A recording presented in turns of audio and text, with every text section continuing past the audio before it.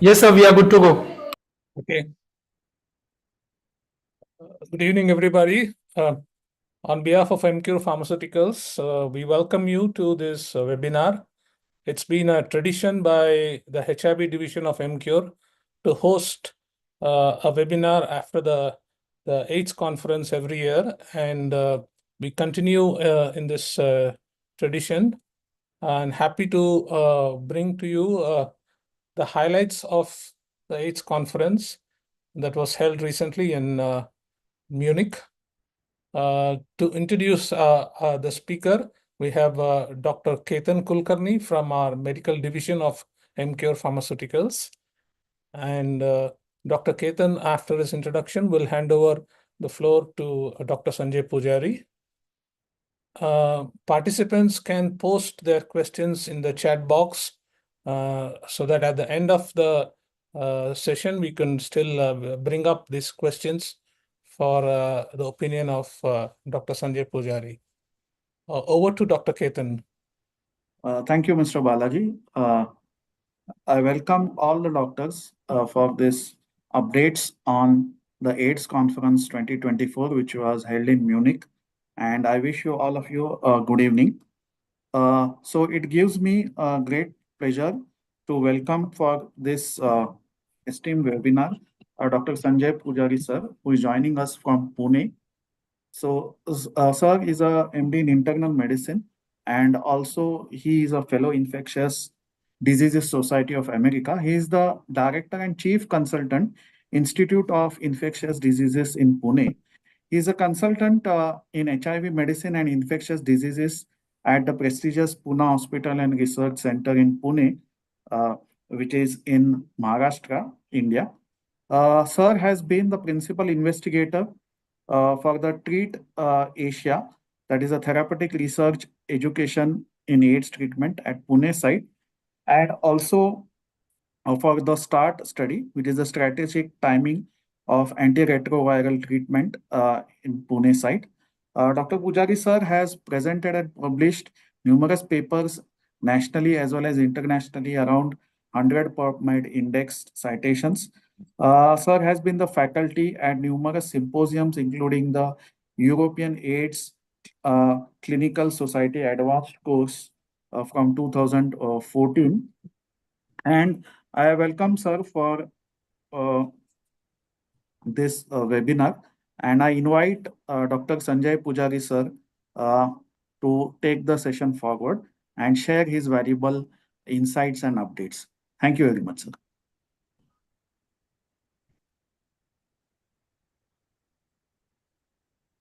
Okay, thank you. Let me share my presentation.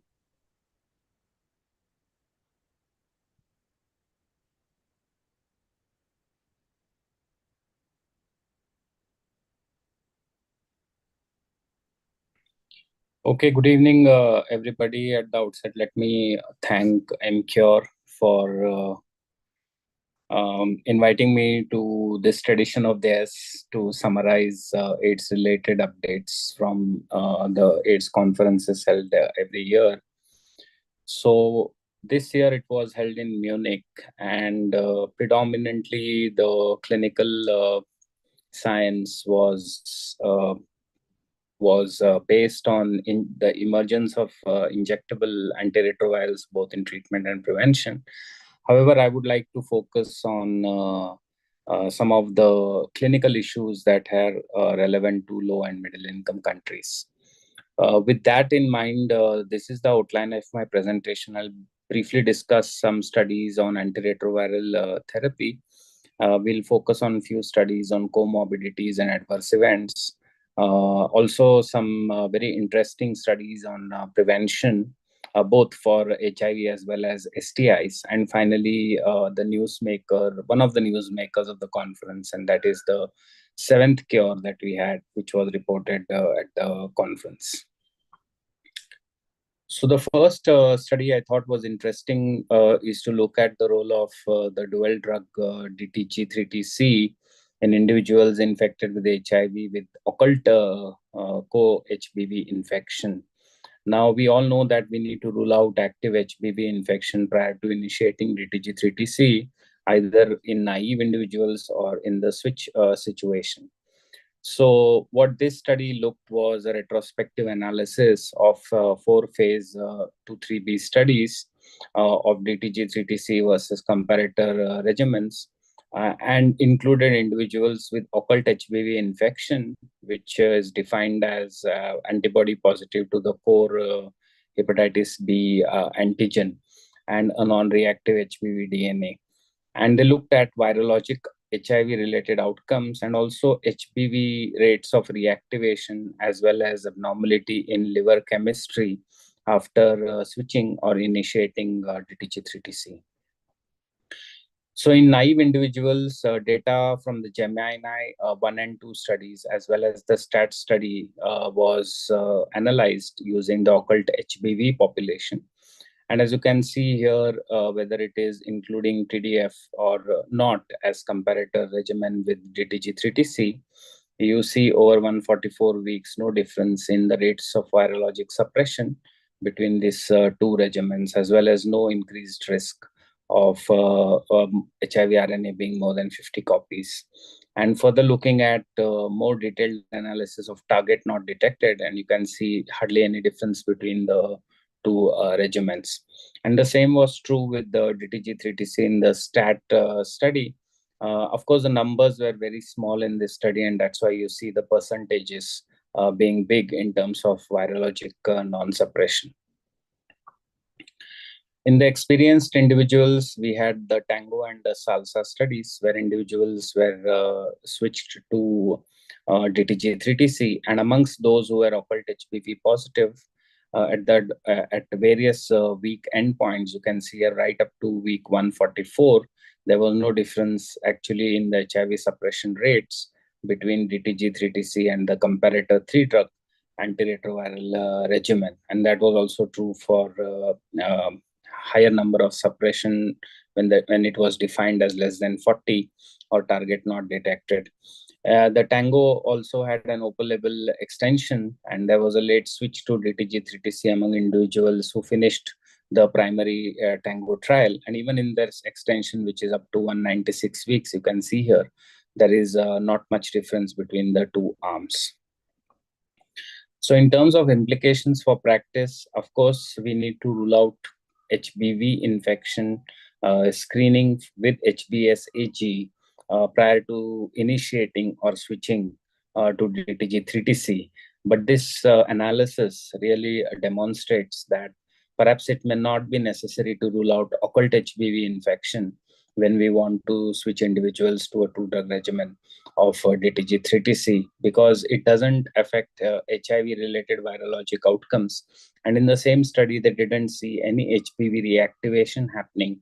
Neither did they see increased liver enzymes, except in one patient who concomitantly got HEV infection, and mostly was related to that situation. And also it was reasonably safe, similarly safe when you compare both the regimens together. The second study again focuses on the 2-drug DTG-3TC, and this is the PASO doubles trial, which was carried out in 39 sites as a phase 4 study in Spain. It was a non-inferiority studies in which individuals were virologically suppressed but were taking different regimens, which usually had more than 1 pill once a day, so more for simplification. And of course, key exclusion criteria included no exposure to prior dolutegravir or bictegravir, and no evidence of prior virologic failure. So those individuals were randomized to a 2-drug regimen of dolutegravir 3TC and compared with TAF FTC bictegravir. Prior to this, we should remember that Tango and the SALSA trial actually looked at DTG based either TLD or TAF FTC DTG, but this was one of the first studies looking at the comparison of dolutegravir 3TC with the 3-drug bictegravir based regimen, and the current analysis focused at 48-week results. And using the FDA snapshot virologic outcomes at week 48, you see no difference in virologic suppression rates defined as HIV RNA less than 50 copies between switching to a dolutegravir lamivudine versus switching to a TAF FTC bictegravir based regimen. What was interesting was the weight gain changes, and here is one of the analysis looking at the proportion of individuals who had a weight gain of more than 5% post switching across the two arms, which is also stratified according to what they were taking prior to switching in terms of the NRTI backbone. So if they were taking TAF and then they switched to either DTG3TC or TAF FTC bictegravir, you see a little less weight gain with the DTG3TC while continuing to gain weight with the TAF. The same is true with abacavir. But what is interesting is TDF. We all understand now that TDF has weight suppressing effect. So when you switch away from TDF, there is a suppression of the suppressive effect leading to weight gain, which happens in both the arms. But subsequently, there is also a TAF, which is associated with more weight gain, perhaps, as has been demonstrated in this. Almost 40% of individuals had a more than 5% weight gain. Another study, again, looking at the two drug combination called the DIET study, which basically looked at switching from bictegravir based regimen amongst virologically suppressed individual in a phase 4 open label non-inferiority single center study. And of course, the key exclusion criteria were concomitant active HPV infection or prior virologic failure or prior INSTI resistance. Now, this is a study with large numbers in the sense that it has not been studied very well. In the previous Tango and Salsa studies, switching away from a bictegravir-based regimen to a two-drug dolutegravir-based regimen. And as you see here, individuals were randomized to a two-drug DTG3TC or were allowed to continue with the TAF FTC bictegravir, and the current analysis reporting 48-week results. And again, here using the FDA snapshot virologic outcomes at week 48, you see no difference in the rates of virologic suppression between switching to DTG3TC versus continuing TAF FTC bictegravir. What was interesting is safety in terms of renal safety, creatinine, and eGFR.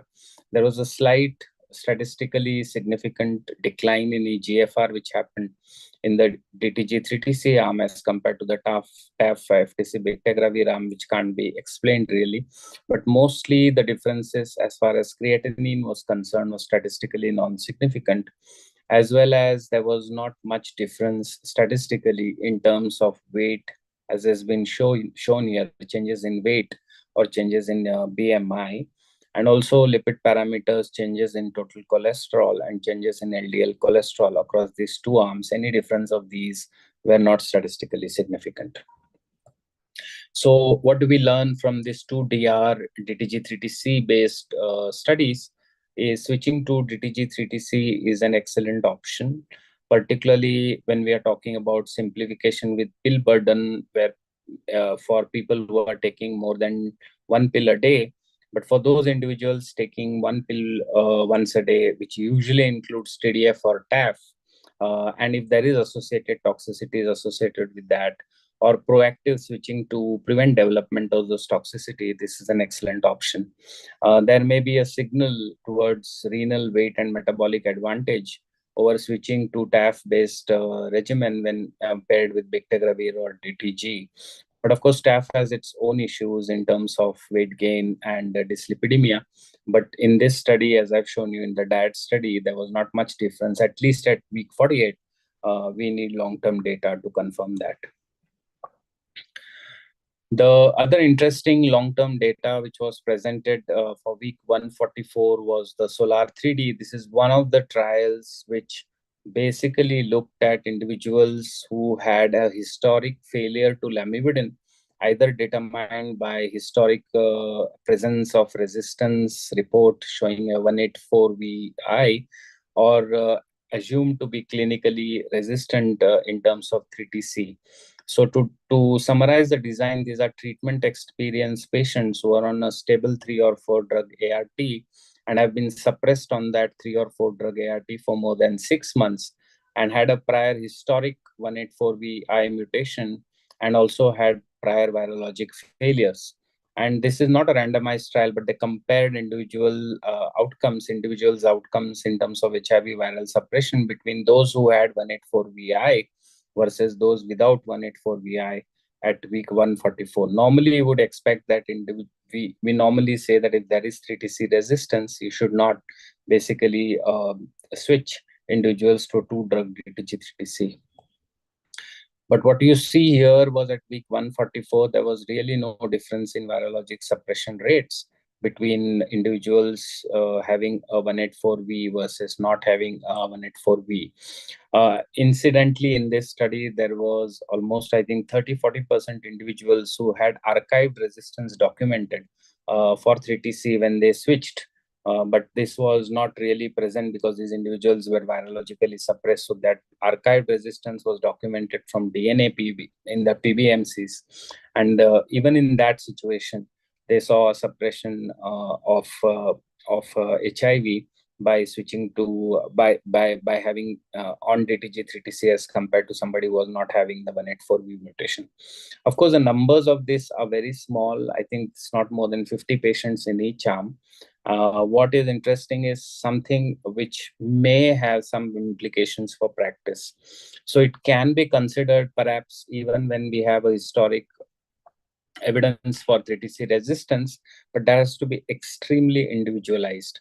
So where I would see the role is where you have an individual who's suppressed on a 3 or a 4 drug regimen for a prolonged period of time, preferably more than 6 months, more than a year. And these individuals have, for some reasons, contraindication for TAF, TDF, abacavir, and darunavir, ritonavir PI-based regimen is unaffordable. So in that situation, perhaps you can switch these individuals to a two-drug DTG 3TC, but with a caveat that you need to closely follow up with virological monitoring for identifying the failure earlier, preferably initially every 3 months viral load monitoring.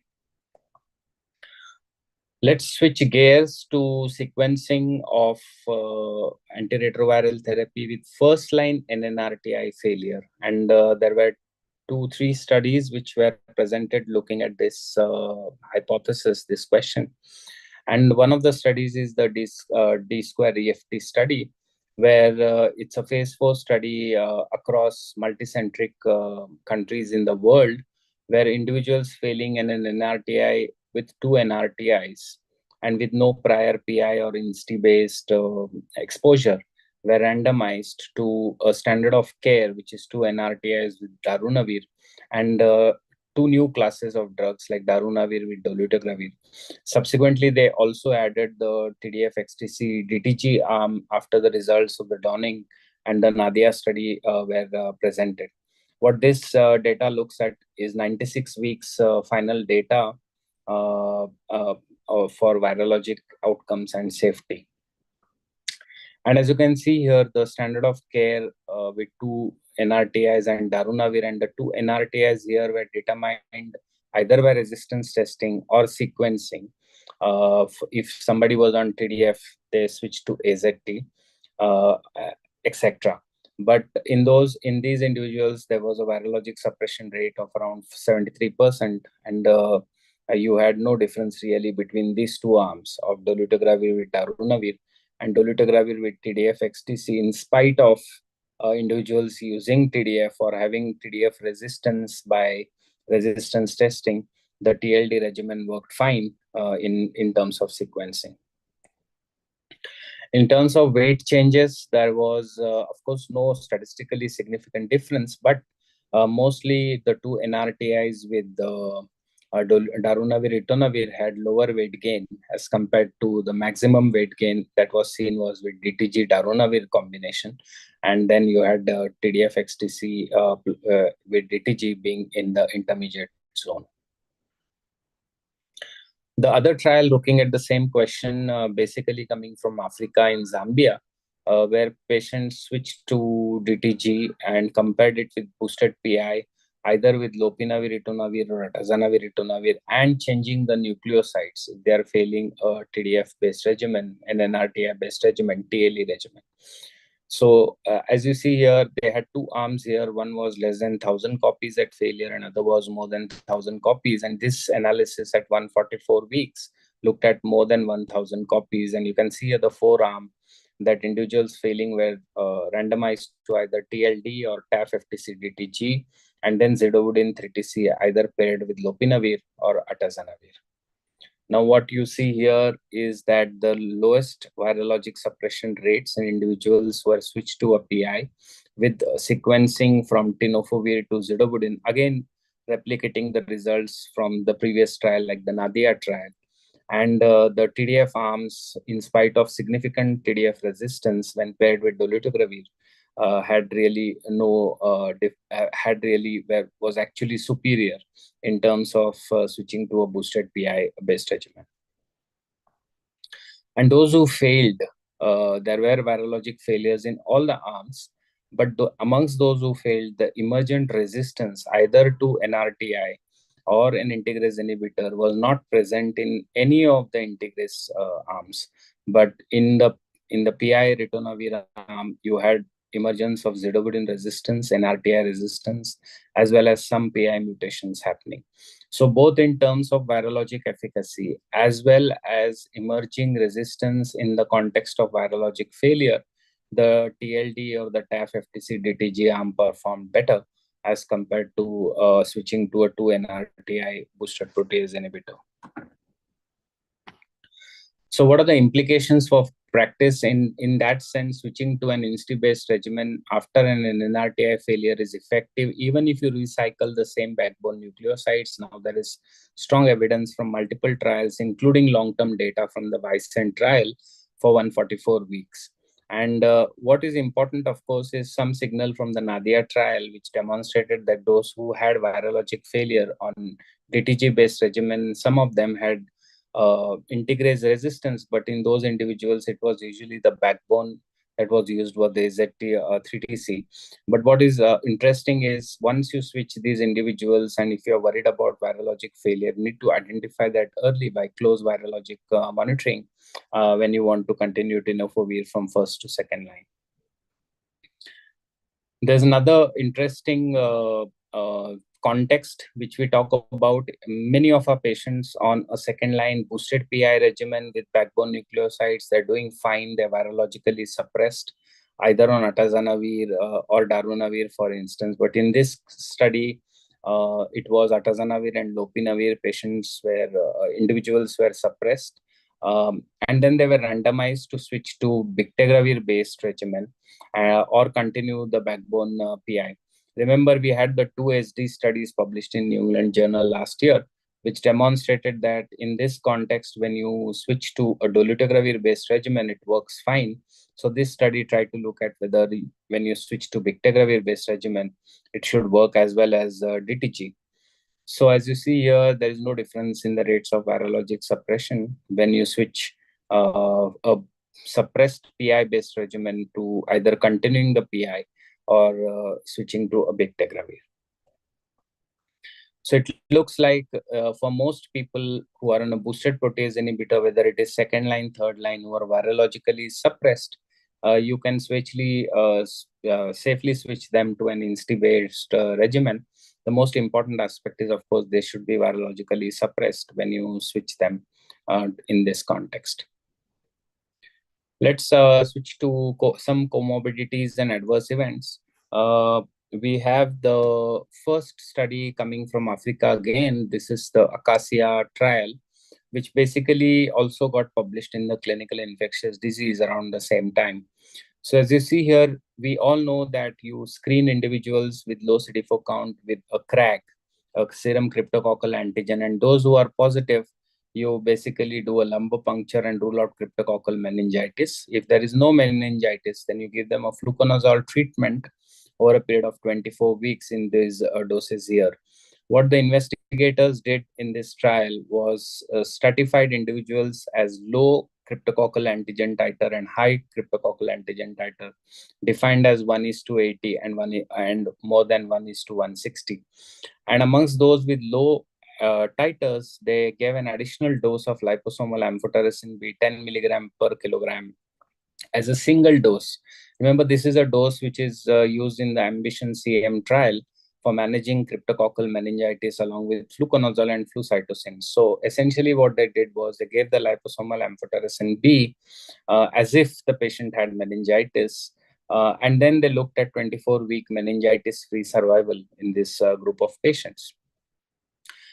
And as you can see here, there was hardly any benefit of adding a liposomal amphotericin B 10 milligram per kilogram over fluconazole as standard of care for a period of 24 weeks when you consider a meningitis-free outcome. So what is the implications for practice? I think this field is very interesting in the sense that we may be seeing in future routine monitoring of quantitative crack titers, and there are lateral flow assays which are currently available but not yet approved by the FDA in the US. But that will help us to determine whether you want to do a lumbar puncture, particularly if the titers are very low, as defined as 1:80.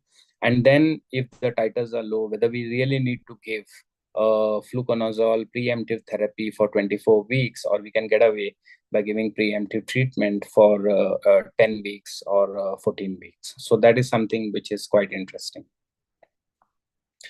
The other issue is always about DTG and birth defects, and there was some data presented from antiviral pregnancy registry, where prospectively reported pregnancies with history of ARV exposure and the trimester of exposure data was available. And this was compared with population level birth abnormalities in terms of live births as well as birth of babies with defects in the general population. And as you can see here, in terms of live births, whether it is any of the integrase-based regimen that is DTG-based, when it is paired even with abacavir 3TC or one of the tenofovirs, the proportion of live births is quite similar. And the rates of stillbirths, spontaneous abortion, and induced abortions, etc., are similar to the general population. So that essentially means that we don't need to be worried about DTG's effect on pregnancy, periconception, or in pregnancy. The other interesting study I found was looking at individuals with sleep abnormalities on DTG based, who are virologically suppressed on DTG based ART.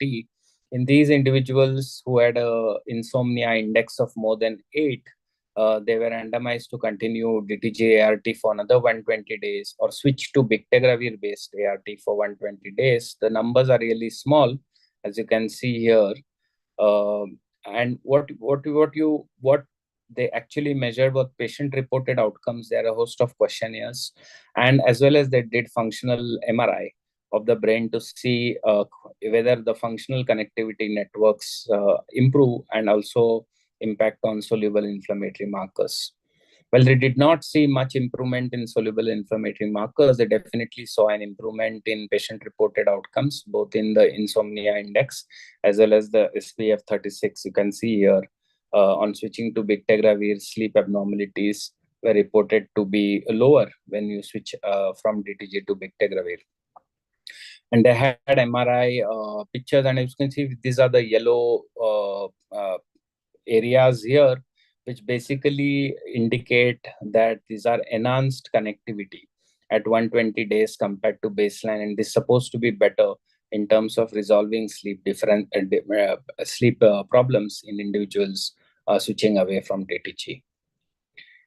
The other interesting aspect with DTG as it is being scaled up is the impact on diabetes, is the impact on weight gain, impact on incident hypertension, and impact on CVD.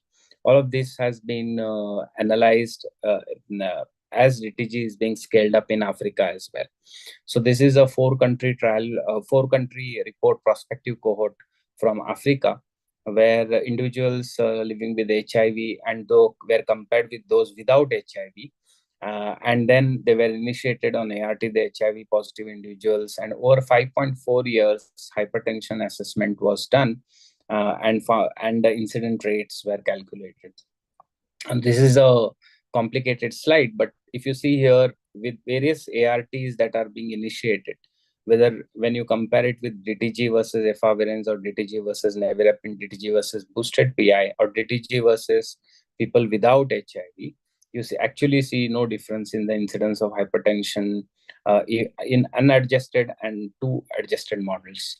There was only a signal for DTG being associated with hypertension when you compare it with nevirapine across all these three analyses. But overall, it looks like DTG may not be associated with incident hypertension in this large cohort study from Africa. So to summarize this aspect of comorbidities, it's very with integrase inhibitors. I think DTG is now considered very safe periconception and pregnancy, and is recommended for women of reproductive age group, regardless of conception plans or pregnancy. Sequencing from DTG to bictegravir may help in those small proportion of individuals who may have complaining of sleep disturbances. We don't have data for the reverse problem. And finally, hypertension association with integrase inhibitors needs further study. But at this point of time in our clinics, we have been monitoring blood pressure at every follow-up visit of patients and be proactive for managing hypertension in these individuals. We all know about the REPRIVE study, which demonstrated 36% reduction in MACE when individuals between 40 to 75 years with low to moderate atherosclerotic cardiovascular disease risk, as measured by the pooled cohort equation, were randomized to pitavastatin and placebo, and guidelines have changed in the developed world in terms of recommending for most individuals who with HIV infection between this age group to be put on a pitavastatin or a moderate intensity statin like atorvastatin 20 milligram. Now, within this REPRIVE study, the investigators looked at whether abacavir exposure has a higher risk of MACE. And as you can see here, they selected a population who were exposed to abacavir. Almost 22% of their trial participants were exposed to abacavir. 9% were former, 13% were currently using abacavir. And what you see here is abacavir being associated with a higher incidence of MACE events versus some participants who never were exposed to abacavir. So what does it really tell us is in terms of, and of course, in this study, they also looked at PI exposure and TDF exposure, and there was no difference in terms of incident MACE in this population. So it really tells us that there may be some issue with abacavir and cardiovascular disease risk. And abacavir 3TC DTG is something which is used often for renal individuals, patients with renal problems. But I think we have some alternatives available now, particularly with two-drug DTG 3TC. So effective alternative regimens which need to be explored in this population. Let's switch to prevention. One of the important aspects is oral PrEP with TDF-XTC or TAF-FTC. And this is one of the largest studies reported until now from the US, which looks at the renal safety of oral PrEP. And this, we are talking about 12,183 people initiating PrEP either with TDF-FTC or TAF-FTC. And they had an eGFR measurement 1 year pre or post PrEP initiation. And then they modeled this and also compared individuals, the odds ratio between these two in terms of attaining an eGFR of less than 60 ml per minute. And as you can see here, renal safety, as far as the eGFR change is concerned, it is less with TAF-FTC as compared to TDF-FTC based regimen, suggesting that TAF-FTC may be safer as far as renal safety is concerned as compared to TDF-FTC. And this was the odds ratios looking at the development of an eGFR less than 60 ml per minute, and across all of the risk, adjusting even for all of these risk factors, including hypertension, a baseline eGFR, gender, and age, there was association of it being not great with TDF-FTC as compared to TAF-FTC.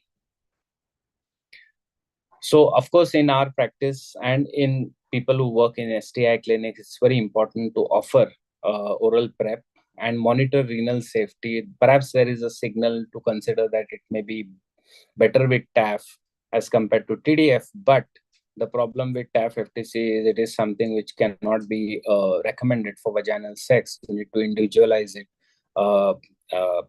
In context of vaginal sex, TDF-FTC is still recommended as PrEP. Let us switch gears for looking at STIs, not necessarily HIV, because we all know about the French study which looked at doxy-PEP, which demonstrated a significant decline in STIs. So this pilot trial in the US looked at whether you can use doxycycline PrEP in individual in MSMs with previous syphilis. It's a small study. You can see the numbers here. Randomized to doxycycline or placebo, doxycycline being taken daily for a period of 6 months, 100 milligrams daily, and then quarterly follow-up with STI screens and assessments. And what they demonstrated was an 80% reduction in sexually transmitted infections, 68% reduction in gonorrhea, 92% reduction in chlamydia, and 79% reduction in syphilis. So this is something which is interesting, and they are going to study it in a phase 3 study using larger individuals. From Tokyo, there was a study looking at doxy PrEP amongst female sex workers, where in a private clinic, PrEP was initiated with doxy amongst these women. They, of course, did a retrospective analysis, and they targeted chlamydia, gonorrhea, and syphilis. And they compared the rates, incidence rates before and after introducing doxy PrEP in this population. And as you can see here across all the STIs, you see a dramatic decline in the incidence rates. And in fact, with syphilis, post-doxy PrEP, there was no incidence of syphilis, no cases of syphilis seen. So overall, this looks a promising strategy, but this is something which is both, of course, has a role in PEP and pre-PrEP, but the antimicrobial resistance is, of course, a main concern. If you start using doxycycline, not only will you expect some resistance which can happen amongst the organisms which cause the sexually transmitted infection, but also organisms like Staph aureus, for example, which are normally colonized in the nasal cavity, though there are some early data to suggest that in this PEP context, there was no increase in resistance in the staph from the nasal swabs.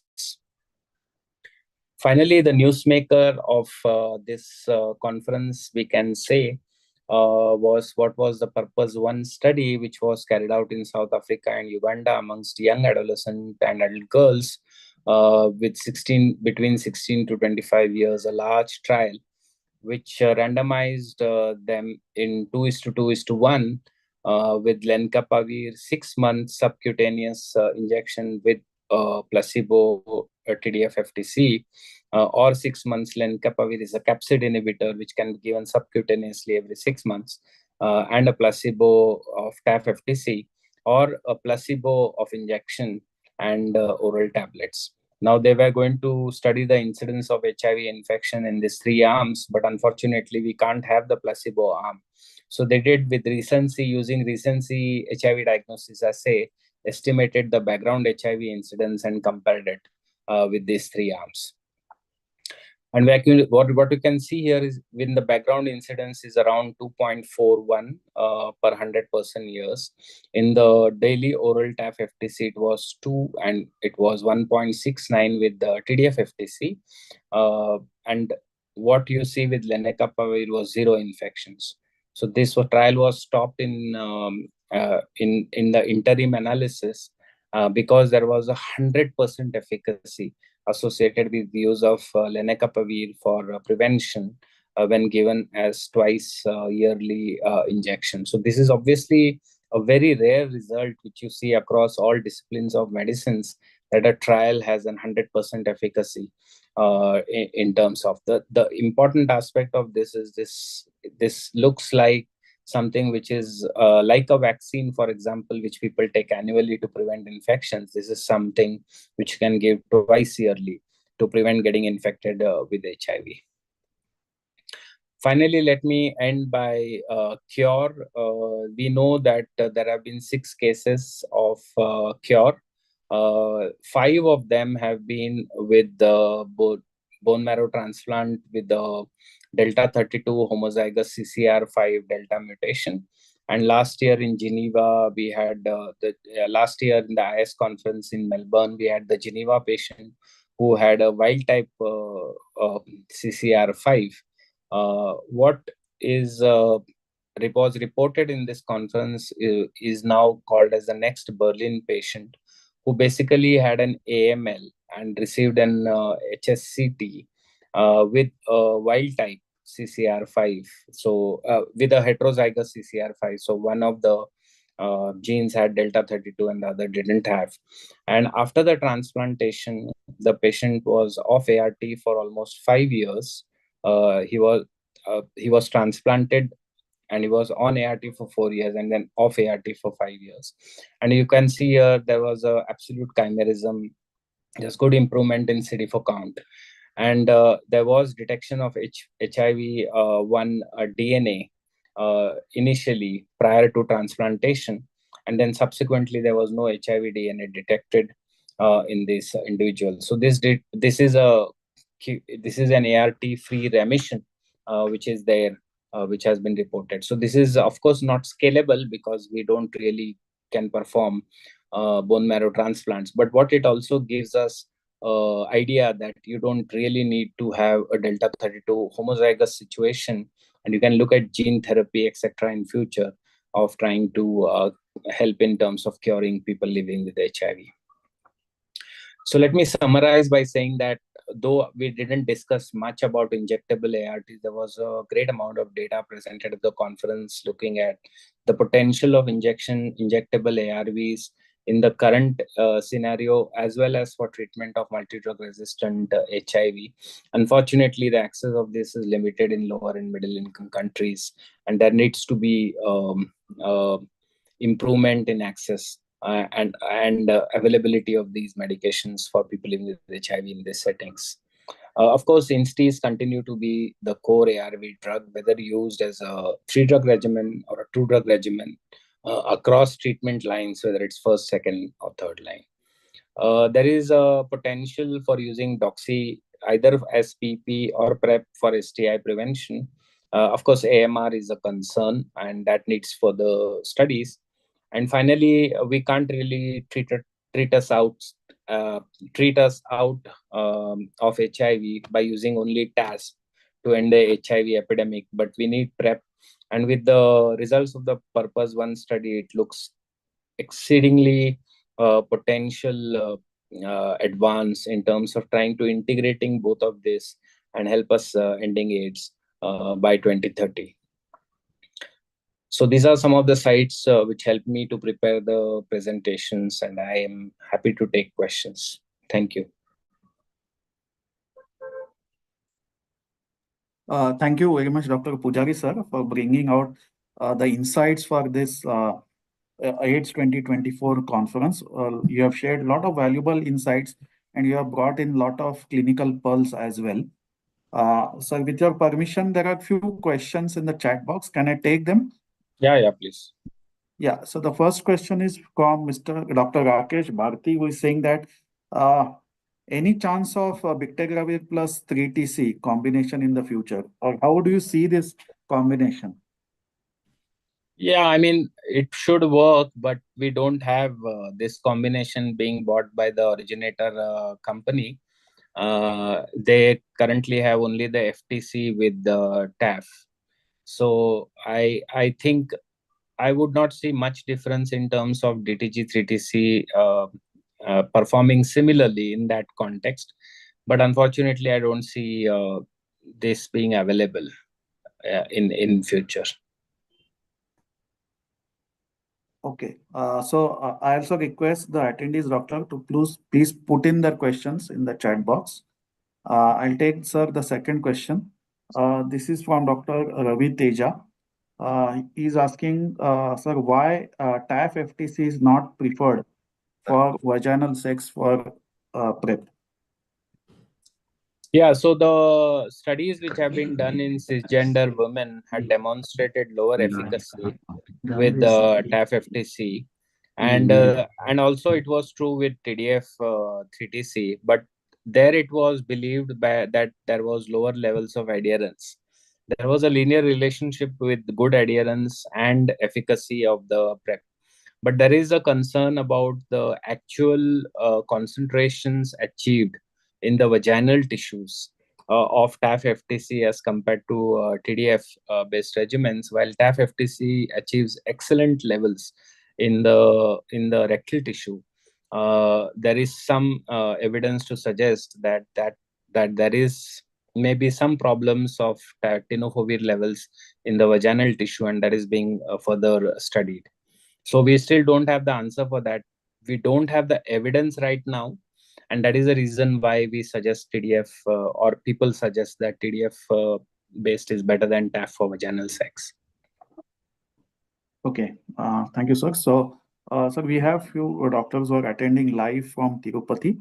So again, I request them to post any questions or, yeah. So this another question is that now this is a practical question. So in an HIV, there is a HIV positive male who is virologically suppressed, and his spouse is there, and they are planning to have a child. So his question is, do we advise PrEP or is it not required? Yeah, so this is the undetectable equals untransmittable concept in HIV. If an individual is on antiretroviral treatment and has been undetectable, sustained undetectable, then the risk of sexual transmission of HIV, regardless of what kind of sex they have, is zero. So in this context, I think as practitioners, we need to proactively tell our patients that U is equal to U. You don't need to really have to use a condom, whether for conception or otherwise also for prevention, because the risk of transmission is zero. But the most important aspect is, of course, this has to be in the context of good adherence to antiretroviral treatment and good monitoring of viral loads, because both of these components are important to ensure that the individual is undetectable and is incapable of transmitting HIV to the sexual partner. Okay. There are a few questions more. I'll just take them. There is one more question, sir. What is the preferred ART for serodiscordant couple? Doesn't matter. Whichever is the ART, the goal is to achieve undetectable levels in the index partner. And once the partner is undetectable, whichever is the regimen, the risk of transmission is zero. Okay. There are a few questions. So there is another question from Dr. Praveen that do you think, sir, we are moving from a 3-drug regime to a 2-drug regime, and maybe in the future 1-drug regime? Well, one drug regimen is something which was already tried. DTG monotherapy studies have failed. The real issue is failing with resistance. If you start developing resistance, then in that context, your entire class may get really knocked off. So at this point of time, we have two drugs. Even for the injectables, we have cabotegravir and rilpivirine as two drug combinations. And the problem again with that was that when people failed the cabotegravir rilpivirine regimen, they actually failed with the integrase resistance. So that is something which is bad really, and that resistance which emerged with cabotegravir has cross resistance to DTG and bictegravir. So we have to be very careful when we talk about single drugs, etc. We don't have evidence for that. With two drugs, it looks like even with a partially active lamivudine with some historical resistance or even active resistance, with by the ability of that to reduce viral fitness, maybe it may be useful. So a two drug regimen is going to be here for at least some time. Okay, so just for the question, so 2-drug regimen will be used for those who are virologically suppressed or naive patient as well? No, you can use it in naive patient. The Gemini M2 trials for DTG3TC have demonstrated its non-inferiority with a 3-drug TDF based regimen. Previously, there was an idea that we basically have to rule out high viral load, more than 500,000 copies, prior to initiating them on two drugs. But multiple subsequent studies have demonstrated that the baseline viral load may not be really necessary, because the efficacy is decent in that context.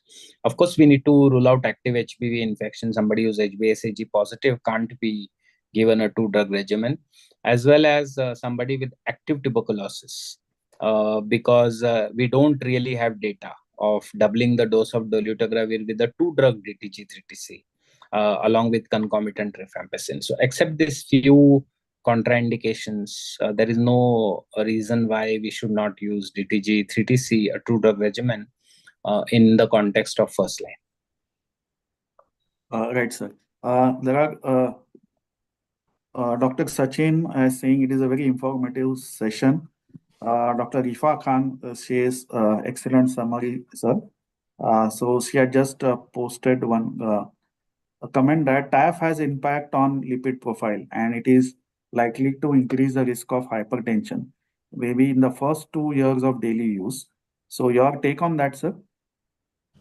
Well, this is something which is quite complicated areas. Things are not very clear. First of all, most of the data that is coming out is in the context of weight gain and its subsequent metabolic complications. So there are two issues here. One is whether TAF is weight neutral or by itself is causing weight gain, or whether TDF is weight suppressing, and the reason for that is not clear, and that weight suppressing effect, whether it translates into less metabolic complications. So somebody who switches from a TDF to a TAF has a higher weight gain.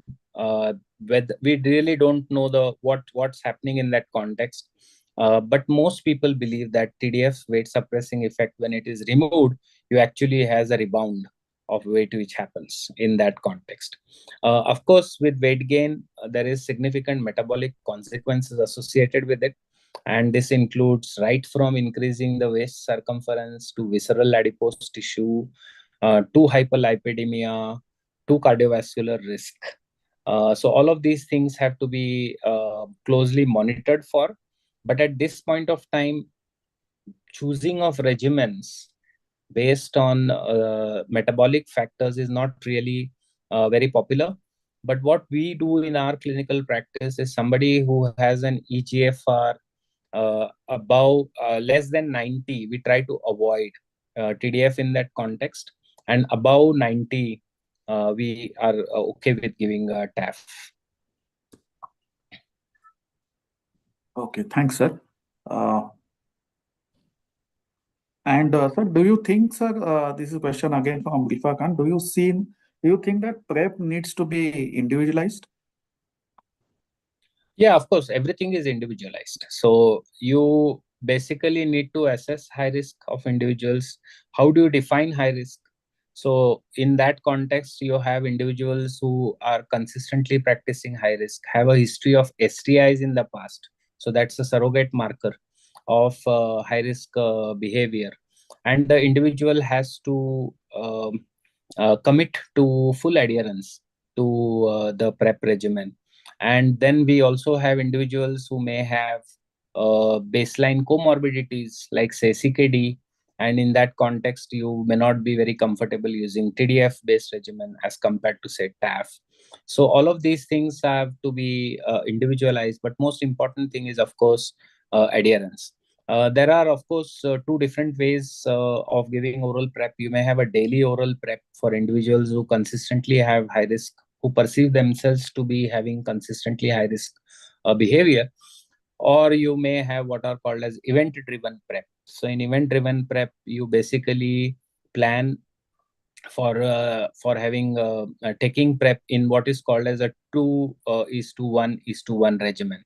So you take 2 pills of TDF based regimen 24 hours before the event, and then one on the day of the event and one after the day after. So this regimen is also, so again, these are all discussion and you can individualize it. But most important is after starting PrEP, we need to, particularly for daily PrEP, monitor these individuals for renal safety and for other STIs. Remember, because once we have PrEP, people may have risk disinhibition and they may get other STIs. We have to tell them that it doesn't protect against other STIs. So monitoring for those STIs, monitoring for safety, and of course monitoring for HIV as well. All right, sir. This is a question from Dr. Prakash Bora. So he's asking, sir, lenacapavir is a therapeutic tool. He's asking, how will it be used? So in therapeutic pool, there are various studies which have looked at using lenacapavir. Lenacapavir is available orally as well as subcutaneous. For the prevention, it is used subcutaneous every 6 months, or proposed to be used. But for treatment, it is used as an oral formulation. So it is used both in context of simplification of a regimen, as well as it is used for multi-drug resistant. So there was one study looking at, I think, lenacapavir with islatravir for multi-drug resistant individuals, and it showed good virologic suppression rates. At this point of time, for therapeutic, I think it is something which can be used for simplification as well as for MDR HIV. Okay. Thank you, sir. Dr. Milind Kulkarni has posted that his excellent presentation. Amazing and new insights are added. And he's asking a question when we can have injectables in India. So basically, this all depends on the patent expiry and the application to DCGI and so on. Yeah. There is a question from Dr. Niranjan Rathod. What are the chances of developing lenacapavir resistance with twice yearly PrEP? Unfortunately, we don't have data for that. One thing is breakthrough HIV infection happening in the context of this injectables. We have data for cabotegravir, which is approved every 2 months as an injectable for PrEP, where they demonstrated cabotegravir resistance emerging in the context of breakthrough infection. Now, most breakthrough infections are happening mostly because acute HIV infection has not been ruled out when the PrEP was started. So in these individuals, the HIV RNA was not done, the ELISAs were negative, they may have been in the window period, and then you initiate. So actually, then you are giving suboptimal ART to these individuals as a monotherapy, and there is rapid emergence of resistance. True breakthrough infection also happens with cabotegravir, and there have been resistance. There is a very interesting syndrome called Levi, which is seen with injectable cabotegravir-based PrEP, where what happens is, if there is a breakthrough infection, because there are drug levels, because these are having long half-life in the body, that's why you can give it every 2 months. Because there are drug levels, the acute HIV infection is attenuated. The symptoms are attenuated, the viral loads are low, the antibodies do not come very early. So the diagnosis of HIV, breakthrough HIV infection also becomes difficult. So this is an emerging field. We need to keep an eye on this and how to really monitor these individuals. Right, sir. So there is a question from Dr. Ravi that with lenacapavir, do we see an epidemic of other STIs coming or emerging? Well, there is in terms of other STIs, I think we have some data from the developed world, particularly US, where they are seeing an increase in syphilis, which is happening as PrEP has been scaled up. Though PrEP scaling up, even in the developed world, even with the oral PrEP, has been not significant. For those people, as compared to those people who are eligible, hardly a few percentages are receiving PrEP. So in this context, I think, yes, STIs are something which needs to be monitored for. They can emerge with PrEP because of risk disinhibition. But most importantly, also now we have some data for doxycycline PEP, to prevent the three common STIs like chlamydia, gonorrhea, and syphilis. Right, sir. There is a question from Dr. Neha Garg. Just a question, sir. Do you see incidence of HIV in children nowadays? I don't know. I have not seen for many years now a newly diagnosed kid with HIV. Okay. So there is a question from her that any new formulations for children who are weighing less than 20 kgs? Well, I don't manage these patients, but Yeah. whatever kids we had previously, we used to refer them to the government program because we just don't have pediatric formulations in the private market. Right. So there is a question again. So this is the question from Dr. Neha. There are further questions now coming in. So this is from Dr. Praveen, that if a patient is on a DTG TTC and the patient gets TB, should it be changed to TDF FTC or a double drug regimen? Yeah, so there are two aspects to this. One is, of course, we don't have data for DTG3TC with concomitant rifampicin and doubling the dose of dolutegravir. So obviously, at this point of time, we need to change them to a TDF based regimen. Now, whether we add an additional dose of DTG to that or not is something which also is in the context of virologic suppression, etc. Because there is a study which was called the Radiant TB study, which compared DTG doubling versus DTG OD, and really did not show any difference in virologic suppression rates. But as far as guidelines are concerned, if it's still possible, we should double the dose of DTG. If for some reason doubling of the dose is not possible, and if the patient is virologic suppression developing TB, then you may be able to get away with a DTG based non-doubling dose with TDF. Of course, you have to move away from DTG 3TC. Right, sir. Thanks. Yeah, so there is again a question from Dr. Prakash Bora. So, which drug he is asking is responsible for weight gain and dyslipidemia? Is it DTG or is it TAF? I told you this is an emerging field. This is very complex. And as already mentioned, whether TDF and efavirenz have weight suppressing effect. Whether TAF and integrase inhibitors are weight neutral or independently cause weight gain is still unresolved. And in that issue, particularly in naive patients, it's very difficult to tease this out because there is a return to health phenomena which happens. There is a catabolic state which is there with uncontrolled HIV, and you initiate somebody on ART, and regardless of ART, they gain weight in naive individuals. You can only study this in switch situations, and switch situations are very complex. People switch from all kinds of regimens. So in that context, I think it's not very clear. Many people believe that, and there's a beautiful editorial in the Clinical Infectious Disease teasing this out, believe that TAF and integrase inhibitors are weight neutral. And there are, of course, a few group of people who believe TAF and integrase inhibitors independently cause weight gain. So we don't know that answer yet. There have been, of course, some studies looking at reversing the weight gain.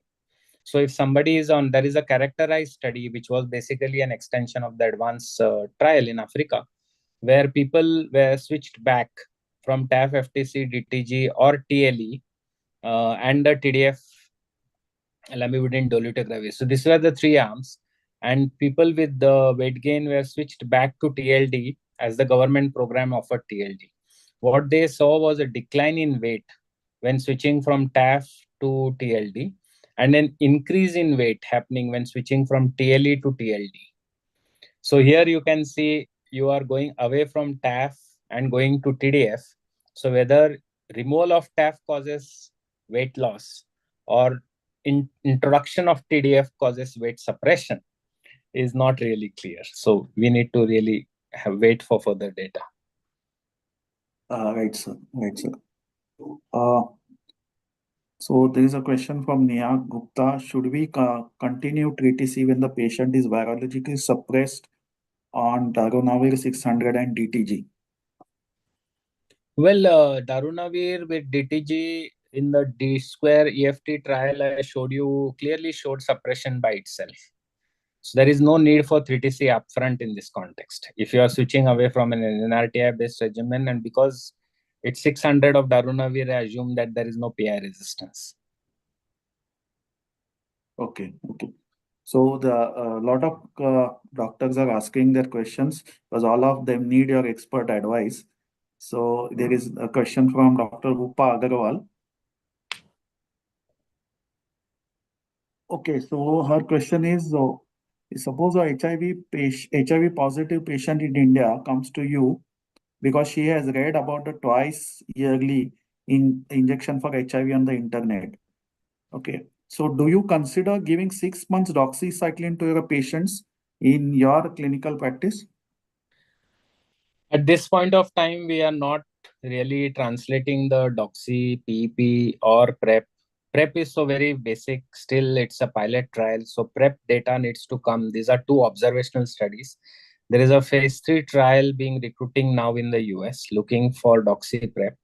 So, and this is predominantly in MSM population. So you should always have that idea in mind that most of these studies, except the Tokyo study, was in female sex workers, but that is again a retrospective observational study. So at this point of time, we don't have strong. Otherwise, it happens similarly for what happened with HIV PrEP, where cisgender women showed lower rates of efficacy, and this was tied up with adherence, but we don't really have strong information of why women had lower rates. So in this context, doxycycline PrEP or PEP is something which we still do not practice.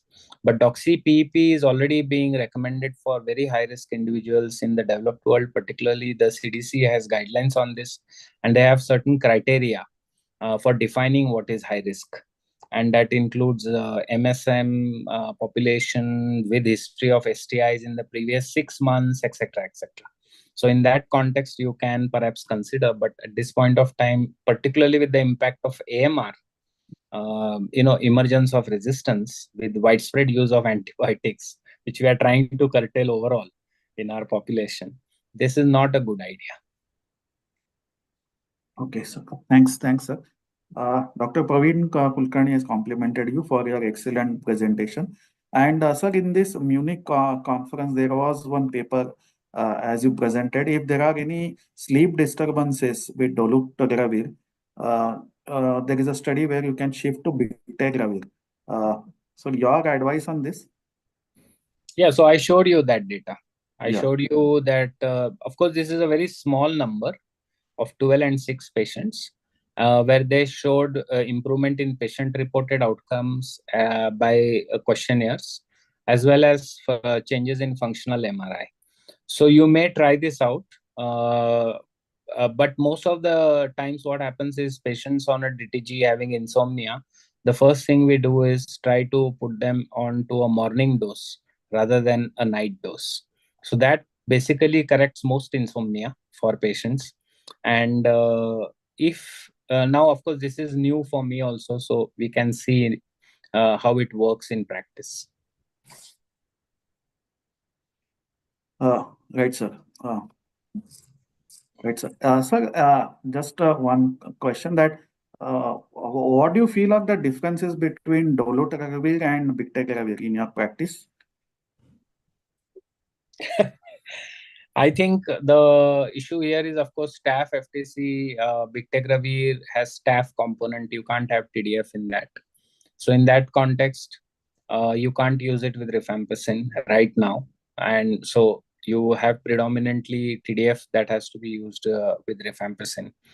In terms of differences between these two, there is not much difference in terms of efficacy, in terms of safety, and umpteen number of trials and umpteen number of scale-up studies also. But because there were very beautiful studies, I didn't cover it, of high numbers of scale-up results from Africa, which was presented at the meeting, which demonstrated excellent safety and efficacy with TLD.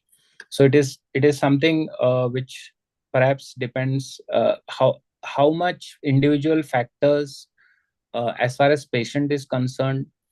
makes a difference, I'm not really sure, because except for rifampicin, I think they are head to head in terms of efficacy and safety.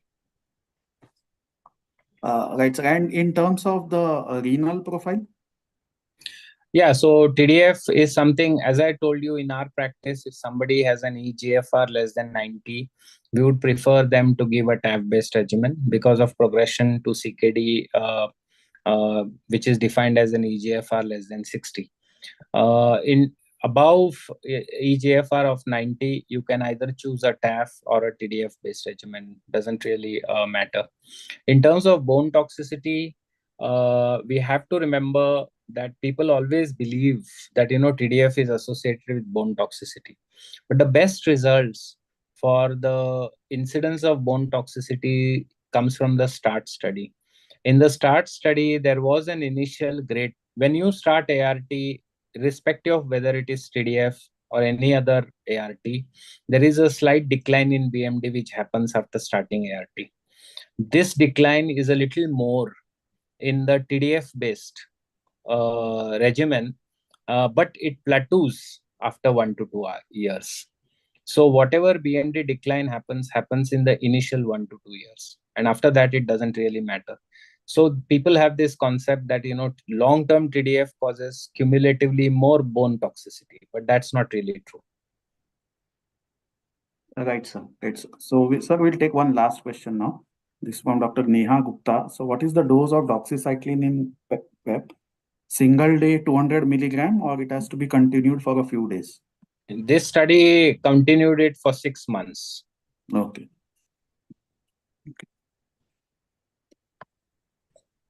Yeah, I think thanks, sir, for your valuable advice and giving your valuable suggestions for all the queries which have been asked by the doctors. And I wish to thank you, sir, for your excellent deliberation and also your expert advice to the doctors. A few doctors were live from Tirupati, and I thank you for your excellent presentation, sir. Thank you, sir. Thank you. Thank you. Thank you, Doctor.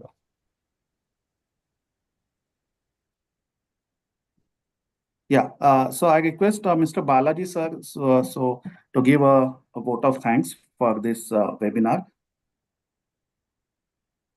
So it was very interesting to listen to Dr. Sanjay for having brought to us the highlights of the 5 days conference in a 1 hour session with so much of information at our fingertips. So we are indebted to him for repeatedly accepting our invitation to host this event, and there is a lot of it shows his lot of dedication and his interest in this particular field. So thank you, Dr. Sanjay, once again, and it has been a pleasure to be associated with you, and I'm sure Dr. Fraternity and others who are in this field are enlightened with this presentation. So wishing everybody a happy weekend, and thank you, Dr. Sanjay, once again. Good evening. Good evening. Thank you. Thank you, sir.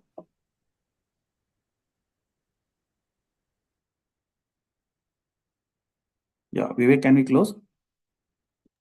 Yes. Thank you. Thank you. Thank you, Yeah. sir. Thank you.